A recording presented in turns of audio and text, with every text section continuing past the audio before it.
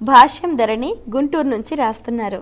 అమ్మవారికి ఏది ఇష్టం ఏది అనిష్టం తెలియజేయగలరు అంటూ రాస్తున్నారు. ఇంట్లో ఉండే మనుషులందరూ కూడా కుటుంబ సంబంధం ఏదైతే ఉందో అంటే అక్క, నాన్న, తమ్ముడు, తాత, చెల్లెలు, బాబాయ్, ఈ కుటుంబ సంబంధానికి సంబంధించిన బాంధవ్యపు పిలుపులతో ఉన్న ఇల్లు ఆవిడకి ఇష్టం. అవునా? ఇంటి ముందు పొద్దునే సూర్య ఉదయకాలానికి ముగ్గు వేసిన ఇల్లు అంటే ఆవిడకి చాలా ఇష్టం. ఇంటి ముంగిలి భాగం నుంచి అలా చూస్తే పెరట్లో తులసి మొక్క కనిపిస్తే ఆవిడకి ఎంతో ఇష్టం. ఇంటిలో ఉన్నటువంటి గృహిణి సూర్య ఉదయకాలానికే లేచి స్నానం ముగించేసుకుని దేవ మందిరంలో దీపం పెడుతూ ఉండడం కానీ, లేదా పూజ చేసుకుంటూ ఉండడం కానీ, లేదా తులసి కోటకి ప్రదక్షిణం చేస్తూ ఉండడం కానీ, ఇట్లాంటి పరిస్థితిలో ఉంటే చాలా ఇష్టం.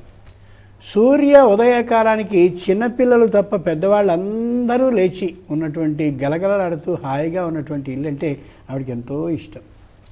పైగా ఎక్కడ ఏ ఇంట్లో చక్కనైనటువంటి అమోఘమైన స్తోత్రాలు వినిపిస్తూ ఉంటాయో పరమేశ్వరుడికి సంబంధించింది, ఆ ఇంటి దగ్గర నిమిషం అలా నిలబడాలి అనుకుంటుంది ఆవిడ.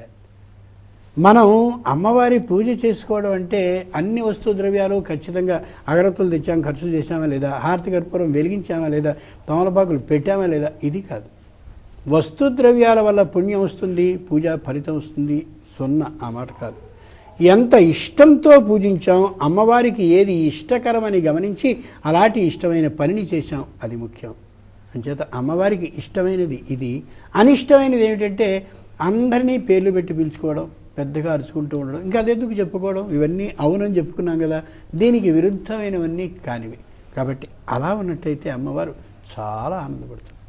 చాలా సంతోషం అండి, మీ సమయాన్ని కేటాయించి మా ప్రేక్షకుల ధర్మ సందేహాలకు వరలక్ష్మి వ్రత వైశిష్ట్యాన్ని ఎంతో చక్కగా తెలియజేసినందుకు ధన్యవాదాలు. చూశారు కదండి, ఇది ఇవాల్టి ధర్మ సందేహాలు కార్యక్రమం. మీకు కూడా ఏవైనా ఆధ్యాత్మిక ధర్మ సందేహాలు కలిగితే మా ఈ కార్యక్రమానికి మీ సందేహాల్ని క్లుప్తంగా, సూటిగా, స్పష్టంగా పోస్ట్ కార్డ్పై లేదా ఈమెయిల్ ద్వారా రాసి పంపించండి. మా చిరునామా ధర్మ సందేహాలు, కేర్ ఆఫ్ భక్తి TV, road number 92, Jubilee hills, Hyderabad 5,96,000. మా ఈమెయిల్ ఐడి bhaktihyd@gmail.com.